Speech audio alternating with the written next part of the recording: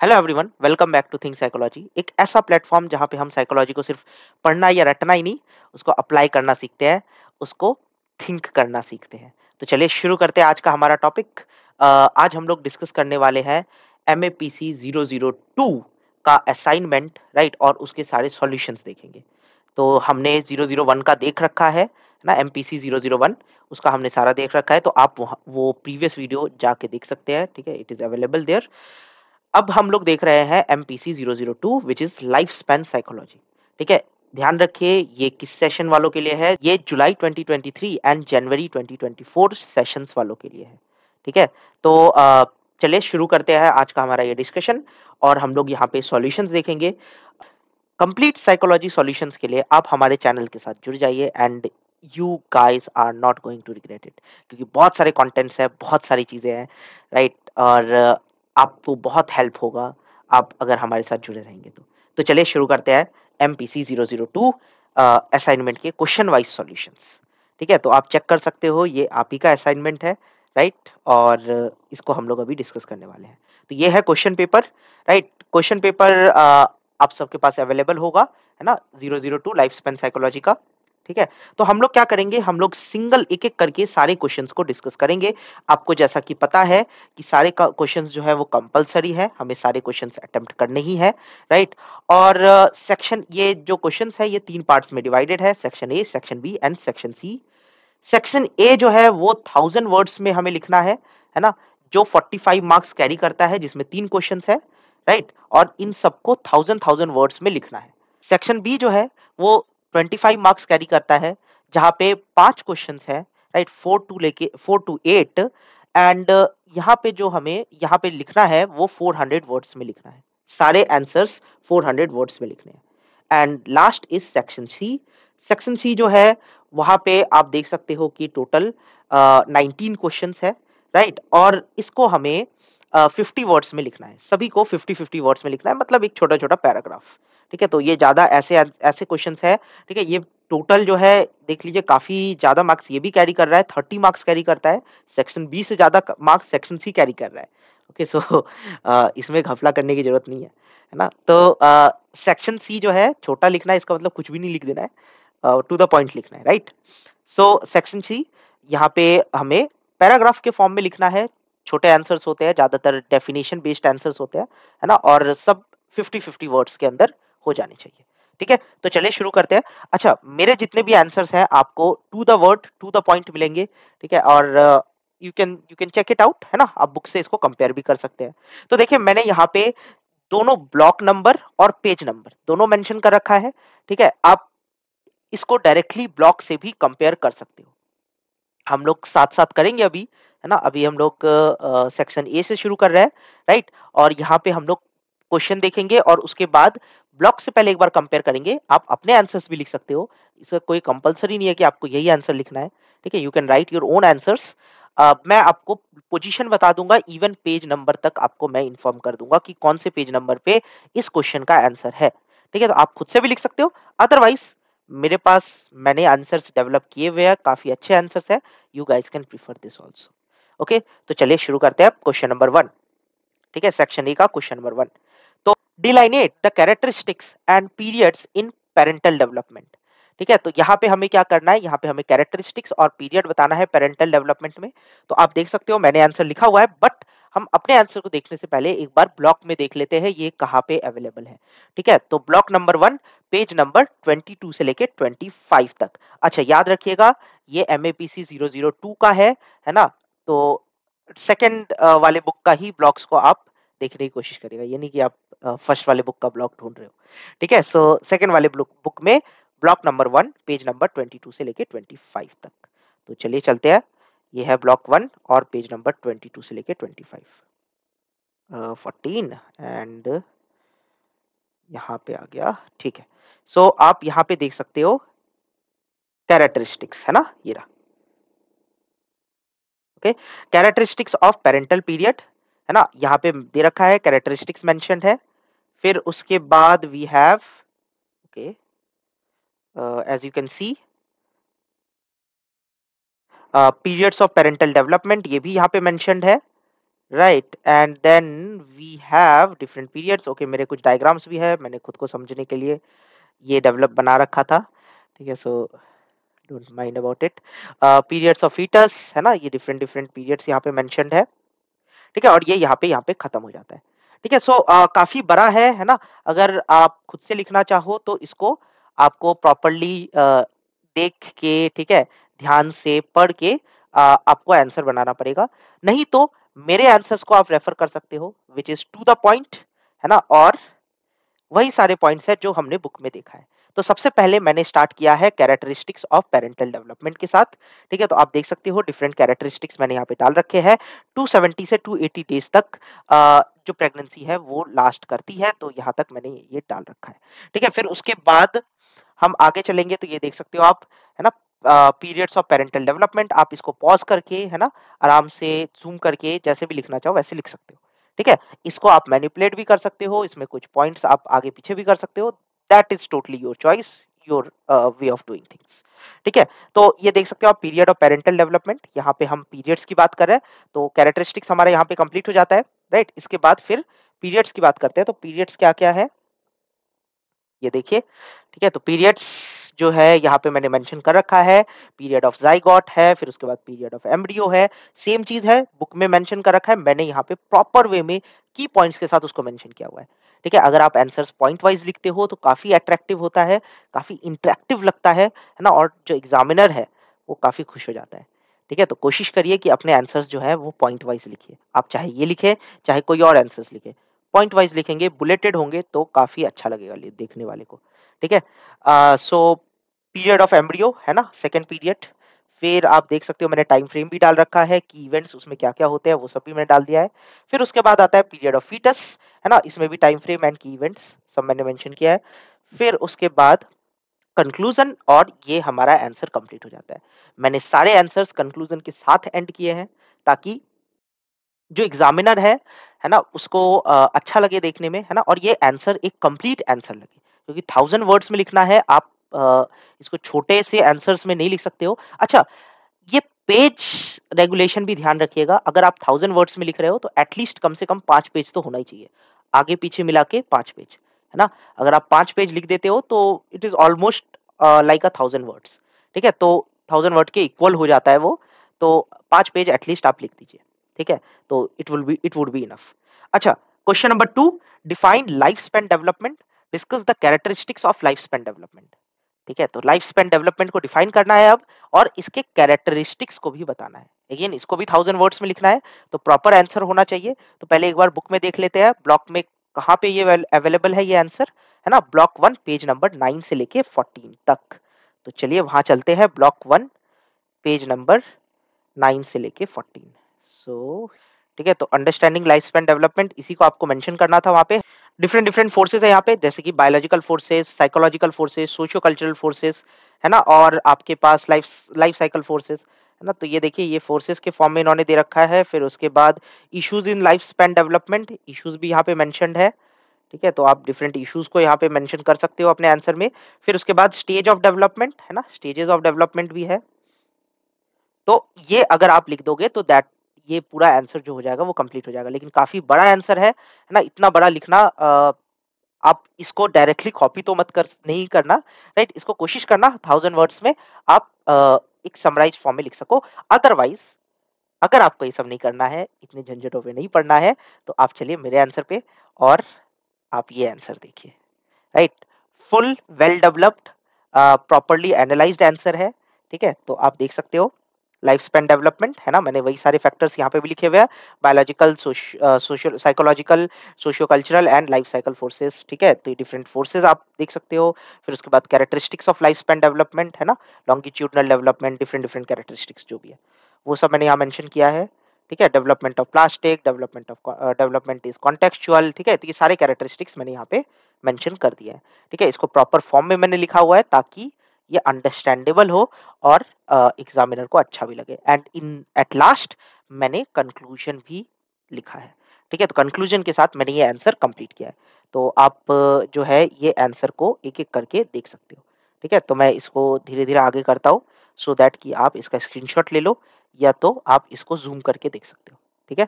सो ये इसका first part है ना? यहाँ से आप लिखिए, फिर उसके बाद आप ये लिखिए, ठीक है? फिर जहाँ पे हमने characteristics of life span development है ना? Life long development, development of multi dimension, development is multi dimensional, right? Development is multi directional, ये सारी चीज़ें मैंने यहाँ लिखी हुई है ना? देखिए development is plastic, development is contextual, ये सब मैंने यहाँ पे मेंशन कर रखा है। ठीक है? तो आप इसको सीधा-सीधा स्क्रीनशॉट ले सकते हो एंड आप इसको अपने अकॉर्डिंग आंसर्स को लिख सकते हो। ठीक है? और एज़ इट इज़ आप लिख दो, दैट वुड बी इनफ। ठीक है? और ये टोटली मैंने कंस्ट्रक्ट किया है, कहीं से कॉपी नहीं हुआ है, तो सेल्फ मेड है ना? तो आपको इसके लिए भी डरने की ज़रूरत नहीं है कि ये किसी वेबसाइट से कॉपी होगा या कहीं और से होगा, ऐसा कुछ नहीं है। ठीक है? तो आपको उस तरीके के इश्यूज़ भी यहाँ पे नहीं आएँगे। ओके, अब नेक्स्ट क्वेश्चन है, third question, discuss information processing approach to cognitive development. Information processing approach to cognitive development को डिस्कस करने कह रहा है। ठीक है? तो कहाँ मिलेगा हमें क्वेश्चन ये क्वेश्चन मिलेगा ब्लॉक नंबर 3, पेज नंबर 23। ठीक है? तो चलिए ब्लॉक नंबर 3, पेज नंबर 23 पे चलते हैं।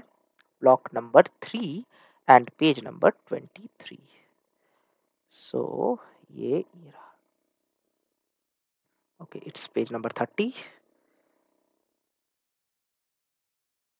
ओके, 20 हो गया एंड 23। ठीक है? अब देखिए ये रहा information processing prospective, right? Information processing क्या होता है वो मैंने यहाँ पे डाल रखा है। ओके, फिर उसके बाद आप देख सकते हो डिफरेंट इंफॉर्मेशन प्रोसेसिंग थ्योरीज, है ना? ये सब यहाँ पे मेंशन्ड है। Information processing model. Okay, and ठीक है, तो ये जो है ये आपका यहाँ पे कंप्लीट हो जाता है। क्वेश्चन क्या है? Discuss the information processing approach to cognitive development. तो ये पूरा अप्रोच है जो अभी हमने देखा। ठीक है? यहाँ यहाँ तक 2.4 जो है ये पूरा अप्रोच है ना? तो आप इसको स्टडी कर सकते हो, नहीं तो आप मेरे आंसर को रेफर कर सकते हो, right? Well developed and well made answer. तो यहाँ पे आप देखिए इंफॉर्मेशन प्रोसेसिंग अप्रोच को मैंने कैसे एक्सप्लेन किया है। तो ये देखिए मैंने वही सारे पॉइंट्स, राइट? इसको मैंने पॉइंट वाइज प्रॉपर वे में लिखा है, like encoding, storage and retrieval, right? These are the पहले ऊपर में मैंने थोड़ा सा इंट्रोडक्शन भी लिखा हुआ है। ठीक है? कि आप देख सकते हो इसको मैंने थोड़ा सा इंट्रोडक्शन के साथ स्टार्ट किया है, बिकॉज कभी भी आप आंसर लिखो तो एज डायरेक्टली पॉइंट पे नहीं जाया जाता है ना? पहले थोड़ा सा उसके लिए इंट्रोड्यूस करना पड़ता है उसको, है ना? थोड़ा भूमिका बांधनी पड़ती है एंड देन आपको आंसर्स में आना पड़ता है। ठीक है? टू द पॉइंट आना पड़ता है। तो फिर आप देखिए यहाँ तक मैंने पॉइंट वाइज लिखा है। फिर उसके बाद की principles of the information processing approach, है ना? तो की प्रिंसिपल्स देख लिख रखा है मैंने। पार्शियल प्रोसेसिंग है, लिमिटेड कैपेसिटी है, सिलेक्टिव अटेंशन है। ठीक है? तो ये सारे जो है ये सारे की प्रिंसिपल्स हैं, राइट? और फिर आप आगे चाहिए तो ये देखिए डेवलपमेंटल चेंज, ठीक है? मेटाकॉग्निशन, है ना? ये सारे जो है ये सारे की प्रिंसिपल है इंफॉर्मेशन प्रोसेसिंग अप्रोच के।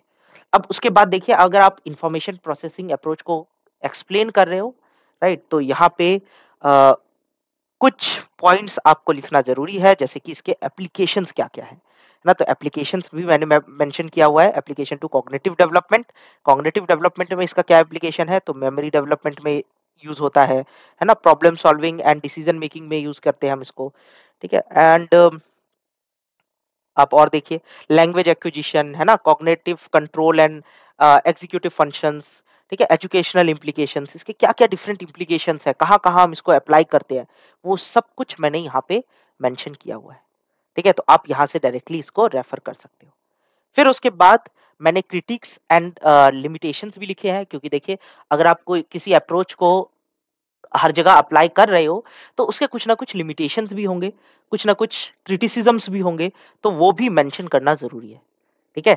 तो कुछ लिमिटेशंस, कुछ क्रिटिसिज़्म्स क्या है, वो हम देख लेते हैं। जैसे कि मैंने इसको कॉन्फ्लिक्ट्स के फॉर्म में लिखा है, सिम्प्लिसिटी वर्सेस कॉम्प्लेक्सिटी, है ना? सिम्प्लिसिटी और कॉम्प्लेक्सिटी को मैंने कॉन्फ्लिक्ट्स बना के इसको उस तरीके से लिखा हुआ है। फिर उसके बाद देखिए neglect and social emotional factors, ठीक है? ये भी उसका क्रिटिक है ना? लिमिटेशंस है। और स्टैटिक वर्सेस डायनामिक व्यू, 2 अलग-अलग व्यूज़ है, उसके क्या एस्पेक्ट्स है, वो भी मैंने यहाँ पे मेंशन किया है।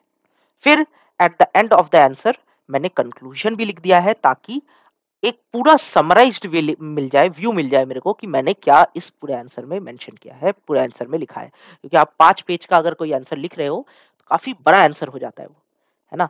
तो आप उसको सिंपली जो है डायरेक्टली एंड नहीं कर सकते हो, क्योंकि कोई एग्ज़ामिनर अगर उसको पढ़ रहा है, राइट? तो 5 पेज तक आते-आते उसके माइंड में कुछ आइडियाज़ जो है वो शायद फेड अप हो सकते हैं, ठीक है?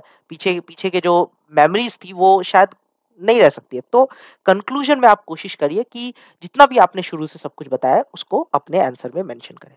ठीक है? तो दैट इज़ द कंक्लूजन। फिर ये आंसर हमारा कंप्लीट हो जाता है और इसी के साथ सेक्शन ए भी हमारा कंप्लीट हो जाता है। Okay? Next is section B. अब यहाँ पे आपको ध्यान रखना है कि जितने भी आंसर्स होंगे, वो सारे 400 वर्ड्स में आपको आंसर्स लिखने हैं। ठीक है? तो चलिए क्वेश्चन नंबर 4 से शुरू करते हैं। Define early childhood period, discuss the physical and psychological hazards during the early childhood. ठीक है? तो फिजिकल और साइकोलॉजिकल हैज़ार्ड्स क्या होते हैं अर्ली चाइल्डहुड में, और चाइल्डहुड पीरियड को आपको मेंशन करना है। कहाँ मिलेगा ये? ये मिलेगा ब्लॉक 1 पेज नंबर 42 से 43।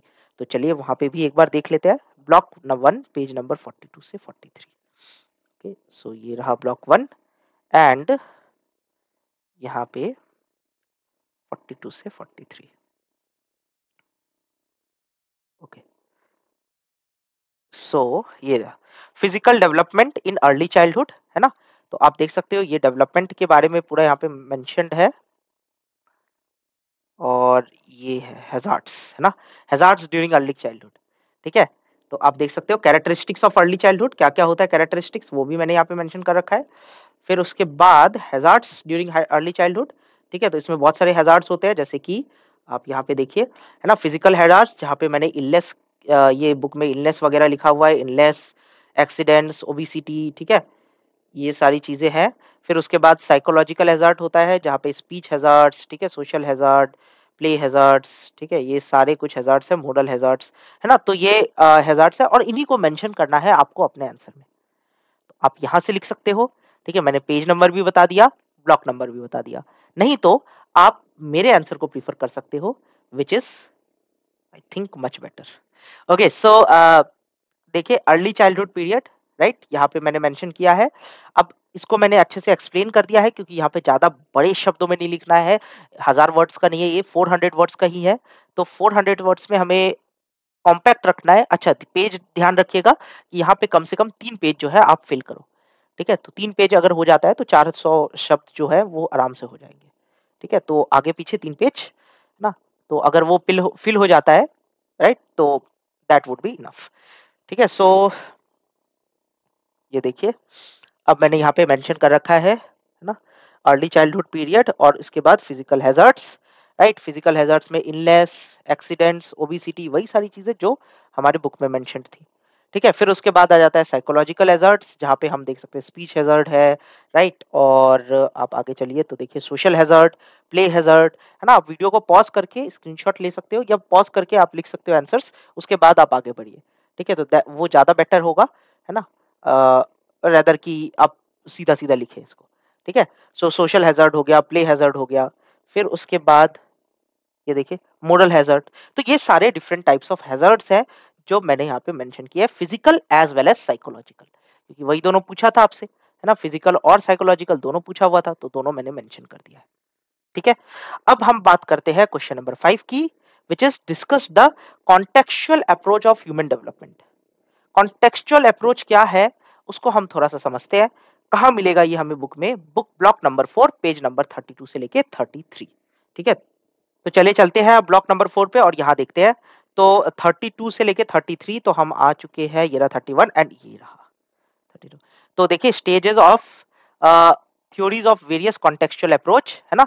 तो ये कॉन्टेक्सचुअल अप्रोच के बारे में है, राइट? और थोड़ा ऊपर जाएँगे तो आपको मिलेगा development during the adult years, ठीक है? इस पार्ट में मतलब 3rd में आपको यहाँ पे दिख जाएगा। Stage theory versus the contextual approach, ठीक है? ये कॉन्फ्लिक्ट है और यहाँ पे आप देख सकते हो पहले स्टेज थ्योरी को इन्होंने एक्सप्लेन किया है एंड देन कॉन्टेक्सचुअल अप्रोच को इन्होंने एक्सप्लेन किया है। तो हमें क्या करना है? हमें बस कॉन्टेक्सचुअल अप्रोच को ही लिखना है, ठीक है? तो इसलिए मैंने पेज नंबर 32 यहाँ पे मेंशन किया है, ठीक है? जो क्वेश्चन है उसके अकॉर्डिंग ही हमें आंसर करना है, तो स्टेज थ्योरी को हमें मेंशन करना है। ओके? सो ये रहा हमारा discuss the contextual approach to the human development, ठीक है, तो कॉन्टेक्चुअल अप्रोच हमने वहाँ देख लिया था। ठीक है, ब्लॉक नंबर 4 पेज नंबर 32 से लेके 33 आप एक बार रेफर कर सकते हो। तो मेरे आंसर्स कैसे हैं आप इसको ज़रा देख लीजिए। ठीक है, अगर आपको बेटर लगे तो आप इसको भी रेफर कर सकते हो।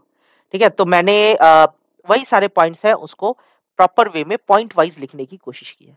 ठीक है, तो देखिए माइक्रो सिस्टम है, मीसो सिस्टम है ना? ये सारे जो है कॉन्टेक्चुअल अप्रोच के कॉन्सेप्ट्स हैं। ठीक है, जिसको मैंने यहाँ पे मेंशन किया है। फिर उसके बाद इकोसिस्टम, ठीक है, मैक्रो सिस्टम, क्रोनो सिस्टम, ठीक है, ये सारे जो है ये सारे कॉन्टेक्चुअल अप्रोच के प्रॉपर्टीज है। उसके बाद active role of the developing individual, right? जिस इंडिविजुअल में आप डेवलपमेंट को स्टडी कर रहे हो उसमें क्या रोल होता है इसका, ठीक है, वो भी मैंने यहाँ पे लिखने की कोशिश की है। और उसके बाद ये आंसर यहाँ पे कंप्लीट हो जाता है। ठीक है, तो आई होप आपको ये क्लियर हो गया हो। ठीक है, और आप यहाँ से लिख सकते हो। Okay, discuss the important factors associated to ageing. Sixth question पे अब हम आ गए हैं कि इंपॉर्टेंट फैक्टर्स बताने हैं एजिंग को एसोसिएट करते हुए। अब यहाँ पे जो है मैं आपको एग्जैक्ट पेज नंबर नहीं बता सकता हूँ क्योंकि ब्लॉक नंबर 4 जो है ये सीधा पूरा ही ऑलमोस्ट पूरी ब्लॉक जो है वो एजिंग के बारे में बात करती है। ठीक है, तो अगर आप चाहो तो आप उस तरीके से लिख सकते हो, वहां से लिख सकते हो। ठीक है, क्योंकि वहां पे कोई स्पेसिफिक ये कोई टॉपिक नहीं है, राइट? इंपॉर्टेंट फैक्टर्स जो है ये मतलब एजिंग में क्या क्या फैक्टर्स होते हैं वो सब आपको बताना है। ठीक है, तो मैंने क्या किया है, मैंने इसको कोशिश किया है कि कुछ फॉर्म्स में डिवाइड कर दूं जैसे कि बायोलॉजिकल, साइकोलॉजिकल और ये सारे फैक्टर्स, है ना?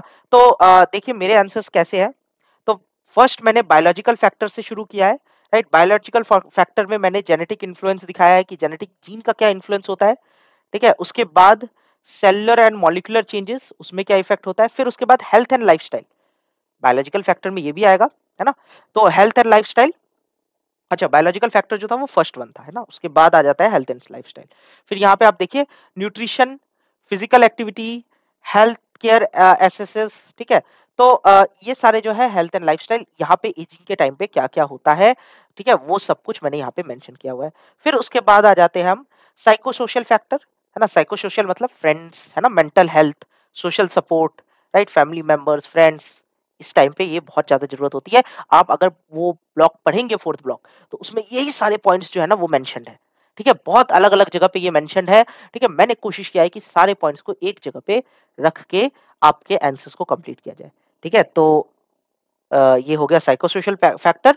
फिर उसके बाद आ जाते हैं हम एनवायरमेंटल फैक्टर में। ठीक है? जहाँ पे आप देखिए लिविंग कंडीशंस, ठीक है? क्लाइमेट एंड जियोग्राफिक लोकेशंस, है ना? ये सब ये भी कुछ फैक्टर्स हैं जो एजिंग में इफेक्ट करते हैं। अच्छा, इकोनॉमिक फैक्टर्स, इकोनॉमिक फैक्टर्स में फाइनेंशियल सिक्योरिटी अच्छी होगी तो ऑब्वियसली एजिंग जो होगी वो खतरनाक होगी, मजा आएगा, राइट? ओल्ड एज में भी लोग जो होंगे एकदम हैप्पी रहेंगे, है ना? एम्प्लॉयमेंट एंड रिटायरमेंट, ठीक है? ये सारी चीजें हैं, तो ये भी इकोनॉमिक फैक्टर्स में आएगा। फिर उसके बाद आ जाता है कल्चरल एंड सोशल एटीट्यूड्स। तो ये क्या होता है, यहाँ पे देखिए मैंने cultural perspective of on ageing, है ना? कल्चरल पर्सपेक्टिव क्या है एजिंग का, वो भी मैंने यहाँ पे मेंशन किया है। और आप देखिए एजिज्म, है ना? इसको भी मैंने यहाँ पे एक्सप्लेन किया है। उसके बाद मैंने एट द एंड कंक्लूजन लिखा है, ठीक है? कि ये पूरा जो आंसर मैंने जो लिखा, उसका क्या कंक्लूजन बनता है, वो यहाँ पे मैंने मेंशन किया है। ठीक है? तो आप इसको यहाँ से लिख सकते हो। ओके, अब नेक्स्ट क्वेश्चन है question number 7। Describe motor development during childhood. Childhood में मोटर डेवलपमेंट को आपको डिस्क्राइब करना है। ठीक है? तो कहाँ से मिलेगा ये? ब्लॉक 2 पेज नंबर 11 से 14। ठीक है? तो ब्लॉक 2 पेज नंबर 11 से 14, चलिए वहां चलते हैं। पेज नंबर 11 से 14 तो थोड़ा सा ऊपर हमें जाना पड़ेगा। पेज नंबर 11 ये रहा। ठीक है? मोरल डेवलपमेंट, तो ये देखिए यही है मोरल डेवलपमेंट, यही था क्वेश्चन, राइट? और यहाँ पे देखिए आप, है ना? ग्रॉस मस्कुलर कंडीशन, ठीक है? ये सब चीजें जो है यहाँ पे मेंशन्ड है ना? अब ये क्वेश्चन स्पेसिफिकली क्या पूछ रहा है? Describe the moral development during childhood. Childhood के टाइम पे बताना है आपको। ठीक है? तो ये सब कुछ यहाँ पे मैंने देखिए active skills between 6 to 11 years book में दे रखा है, राइट? 6 से 11 इयर्स तक क्या होगा, ठीक है? और ये सब 6 से 11 इयर्स ये चाइल्डहुड पीरियड होता है और इसी पीरियड में इन्होंने मेंशन किया हुआ है। ठीक है? तो यहाँ पे ये कंप्लीट हो जाता है ना? यहाँ तक अगर आप समझ क्वेश्चन पढ़ लो, ठीक है? प्रॉपर्ली पढ़ लो और इसको प्रॉपर्ली आंसर करने की कोशिश करो तो आपका आंसर प्रॉपर हो जाएगा। नहीं तो आप मेरे आंसर को प्रेफर कर सकते हो, ठीक है? मेरा आंसर जो है वो मच बेटर है, ठीक है? और ज़्यादा इंटरेस्टिंग है, तो आप इसको देख सकते हो। तो describe motor development during childhood. क्या होता है मोटर डेवलपमेंट? तो सबसे पहले मैंने इन्फेंसी से शुरू किया है, राइट? 0 टू 2 इयर्स, इसमें कैसे होता है, ठीक है?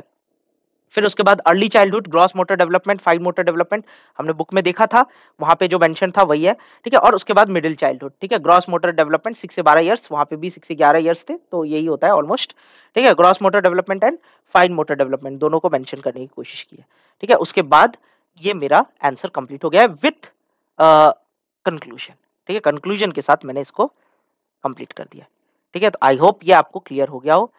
अब हम चलते हैं सेक्शन नंबर बी के लास्ट क्वेश्चन में, ठीक है? Which is question number 8, discussing discuss Kohlberg's theory of moral development.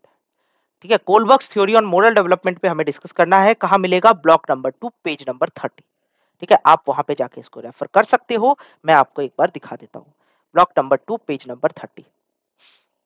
तो block number 2 and page number 30। Okay, ये देखिए, ये रहा Kohlberg's theory of moral development, right? तो आप देख सकते हो यहाँ पे, है ना? सब कुछ उन्होंने मेंशन किया हुआ है मोरल डेवलपमेंट के बारे में, ठीक है? और उन्होंने 3 पर्सपेक्टिव्स भी दिए हैं यहाँ पे, देखिए। प्री कन्वेंशनल लेवल है, कन्वेंशनल लेवल है, पोस्ट कन्वेंशनल लेवल है, ठीक है? और उसमें एक स्टोरी भी है ना? और वो स्टोरी भी आपको शायद लिखनी होगी, ठीक है? आप अगर बेटर उसको एक्सप्लेन कर दो तो वो ज़्यादा बेटर है, नहीं तो आप मेरे आंसर को प्रेफ़र कर सकते हो, ठीक है? आप देखिए मेरा आंसर कैसा है, राइट? और अगर आपको अच्छा लगता है तो आप इसको कंटिन्यू कर सकते हो, ठीक है? तो क्या है ये आंसर? देखिए मैंने यहाँ पे levels of moral development mention किया है, राइट? तो क्या-क्या लेवल्स हैं, ये देखिए। प्री कन्वेंशनल लेवल, ठीक है? Conventional level and post conventional level. अब इसमें जो स्टेजेस होते हैं वो भी मैंने मेंशन किया है। स्टेज 1, ठीक है? Stage 2, then stage 3, stage 4 and then stage 5 and stage 6, ठीक है? ये सब कुछ मैंने यहाँ पे मेंशन किया हुआ है, आप इसको रेफर कर सकते हो। और इसके की कॉन्सेप्ट्स क्या है? की कॉन्सेप्ट्स भी मैंने यहाँ पे मेंशन कर दिया है, जैसे कि आप देख लीजिए, मोरल रीजनिंग है, कॉग्निटिव डेवलपमेंट है ना? कल्चरल वेरिएशंस है, ये सब कुछ मैंने यहाँ पे मेंशन किया है। तो ये जो है इस तरीके से ये आंसर हमारा कंप्लीट हो जाता है। अगर आप ये सारे पॉइंट्स मेंशन कर देते हो, ये सारे पॉइंट्स प्रॉपर्ली लिख देते हो, तो आपका आंसर जो होगा वो कंप्लीट हो जाएगा and that would be enough. 400 words में इतना काफी है। अब हम आ जाते हैं सेक्शन सी पे। सेक्शन सी जो है ये थोड़ा और सिंपल हो गया है, राइट? क्योंकि यहाँ पे आपको सिर्फ आंसर जो है वो 50 वर्ड्स में लिखने हैं। तो मैं अब आपको बुक में शो नहीं करूंगा, मैंने ब्लॉक नंबर यहाँ लिख दिया है, तो आप खुद जाके रेफर कर सकते हो अगर आप अपने आंसर्स लिखना चाहते हो। अदरवाइज आप जो है मेरे आंसर्स को डायरेक्टली रेफर कर सकते हो, क्योंकि ये जो है ना ये सिंपल आंसर्स है, पैराग्राफ पैराग्राफ बेस्ड आंसर्स है, ठीक है? तो आप यहाँ से इसको डायरेक्ट रेफर कर सकते हो, ठीक है? सिक्वेंशियल मेथड, सबसे पहले क्वेश्चन नंबर 9। तो ये देखिए मैंने सिक्वेंशियल मेथड को यहाँ पे एक्सप्लेन कर दिया है, तो आप इसको रेफर कर सकते हो। फिर उसके बाद क्वेश्चन नंबर 10 है, कहाँ मिलेगा हमें sequential method? Block 1 page number 25, page number 15 पे। Okay, question number 10, death and dying, ठीक है? तो डेथ एंड डाइंग जो है ये कहाँ मिलेगा आपको? ब्लॉक 4 पेज नंबर 26, वहां पे सीधा सीधा ही मेंशन है डेथ एंड डाइंग, ठीक है? तो उसको आप डायरेक्टली रेफर कर सकते हो, अदरवाइज आप मेरे आंसर को रेफर कर सकते हो। तो ये देखिए मेरा आंसर जो है मैंने यहाँ पे प्रॉपरली लिखा हुआ है, ठीक है? एलिजाबेथ कोलबर्ग रॉस का जो एक्सपेरिमेंट है वो मैंने यहाँ पे मेंशन कर रखा है, ठीक है? सो आप इसको प्रेफर कर सकते हो। फिर उसके बाद क्वेश्चन नंबर 11 पे आ जाते हैं। क्वेश्चन नंबर 11 है सीमेंटिक्स। सीमेंटिक्स क्या होता है? कहाँ मिलेगा आपको? ब्लॉक नंबर 1 पेज नंबर 38, ठीक है? तो वहां पे आप सीमेंटिक्स को रेफर कर सकते हो, अदरवाइज आप सीधा सीधा ये आंसर लिख लीजिए। बच्चों में ये सीमेंटिक्स कैपेबिलिटी कैसे डेवलप्ड होती है, ठीक है? Vocabulary and all those things, ये सब कुछ यहाँ मेंशन है, आप इसको पढ़ भी सकते हो। आंसर्स आप एग्जाम में भी लिख सकते हो, फुल प्रूफ आंसर्स है, बहुत अच्छे आंसर्स है। Okay, next is question number 12, social smile.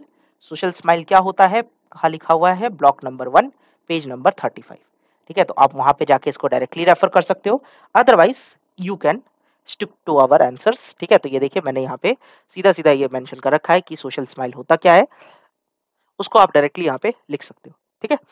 उसके बाद आ जाते हैं हम question number 13 which is PACS theory of old as. PACS theory of old as कहाँ मिलेगा आपको? ब्लॉक 4 पेज नंबर 45, ठीक है? ब्लॉक 4 पे जाइए, पेज नंबर 45, वहां पे आपको ये Peck's theory of old age मिल जाएगा, ठीक है? तो आप उसको वहां से लिख सकते हो, otherwise you can write my answer and that would be enough, ठीक है? सो अगर आप ये लिख लेते हो तो ये इनफ होगा। फिर उसके बाद आ जाते हैं हम question number 14, decentration block number 2 page number 21 पे इसका आंसर मिल जाएगा आपको, आप वहां से रेफर कर लीजिए। अदरवाइज आप मेरे आंसर को देख सकते हो, डिसेंट्रेशन। क्या है ये आंसर? ये देखिए, डिसेंट्रेशन को मैंने बहुत अच्छे से लिखा हुआ है यहाँ पे, ठीक है? आप इसको डायरेक्टली लिख सकते हो, ठीक है? तो ये देखिए, ये पूरा डिसेंट्रेशन के बारे में ही है, ठीक है? तो डिसेंट्रेशन को आप यहाँ से लिख सकते हो। फिर उसके बाद क्वेश्चन नंबर 15 पे आ जाते हैं। क्वेश्चन नंबर 15 है बेसिक स्कूल ऑफ स्किल्स, है ना? कहाँ मिलेगा? ब्लॉक नंबर 2 पेज नंबर 37, ठीक है? तो बुक में आपको ब्लॉक नंबर 2 पेज नंबर 37 पे इसका आंसर मिल जाएगा। नहीं तो you can refer to my answer basic school skills, ठीक है? बेसिक स्कूल स्किल्स क्या-क्या होते हैं, वो सब मैंने यहाँ पे डाल दिया है, ठीक है? तो आप इसको रेफर कर सकते हो, काफ़ी अच्छे आंसर है। Okay, next is question number 16, educational exclusion. कहाँ मिलेगा आपको? ब्लॉक नंबर 2 पेज नंबर 43, आप वहाँ से इसको रेफर कर सकते हो। अदरवाइज़ यहाँ पे भी मैंने आंसर लिखा हुआ है। अच्छा, एक चीज़ ध्यान रखिएगा कि ओके, मैं स्लाइड चेंज कर देता हूँ, ठीक है? तो एक चीज़ ध्यान रखिएगा कि यहाँ पे आंसर सिर्फ 50 वर्ड्स में लिखना है। Don't try to be over smart और 100 वर्ड्स में लिख दो या 1 पेज का लिख दो पूरा, ठीक है? अ, इग्नू वाले टीचर सनकी होते हैं, काट देते हैं पूरा, ठीक है? So don't try to be over smart, है ना? जितना बोला गया है उतना ही करिए। फिर उसके बाद क्वेश्चन नंबर 17, अ, इकोसेंट्रिसिज्म इन एडोलसेंस, है ना? ब्लॉक नंबर 3 पेज नंबर 39, वहाँ पे ये मेंशन्ड है, आप इसको वहाँ से डायरेक्टली लिख सकते हो। नहीं तो आप यहाँ से, इकोसेंट्रिसिज्म बहुत अच्छा कॉन्सेप्ट है, इसको आप पढ़िए भी और साथ में इसको यहाँ से लिख भी सकते हो, ठीक है? तो ये क्वेश्चन नंबर 17 था, second last question of unit C और section C, right? Question number 18 आ जाता है हमारा last question, which is self concept. Self concept आपको कहाँ पे मिलेगा? ब्लॉक नंबर 3 पेज नंबर 37, है ना? और इसी सेल्फ कॉन्सेप्ट को मैंने यहाँ पे लिखा हुआ है, ठीक है? तो आप इसको रेफर कर सकते हो। ओके, सो काफी सिंपल एक्सप्लेनेशन है, ठीक है? आप इसको रेफर कर सकते हो, it's a very interesting concept, ठीक है? तो आई होप आपको ये आंसर्स अच्छे लगे होंगे, ठीक है? काफी फ्रेश आंसर्स हैं, है ना? और आप पहले इसको लिख के सबमिट कर दो तो ज्यादा बेटर रहेगा। अगर आप चाहते हो कि ये पीडीएफ आप इसको ऐसे ना लिखो, ठीक है? और अगर आप चाहते हो कि ये पीडीएफ आप खुद लो, ठीक है? तो आप मेरे को डायरेक्टली कॉन्टैक्ट कर सकते हो to the given WhatsApp number, है ना? और ये पीडीएफ आप सिर्फ 49 रुपीज़ में ले सकते हो, ठीक है? तो आप मेरे को मैसेज करिए that you want the PDF and we can discuss about that, ठीक है? तो आई होप आपको ये वीडियो पसंद आया हो, ठीक है? आंसर्स टू द पॉइंट हो, है ना? और जैसा भी आपको लगे, do right, do give your suggestions in the comment section, ठीक है? और इसको और लोगों तक शेयर करिए, ठीक है? And like and subscribe the channel, right? So that's it for today. फिर मिलते हैं नेक्स्ट यूनिट में, जहाँ पे हम और क्वेश्चंस वाइज सॉल्यूशन सॉल्व करेंगे विथ एमएपीसी 003, ठीक है? तो नेक्स्ट वीडियो में हम मिलते हैं और वहाँ पे हम पूरा सॉल्यूशन फिर से देखेंगे। तो थैंक यू गाइस।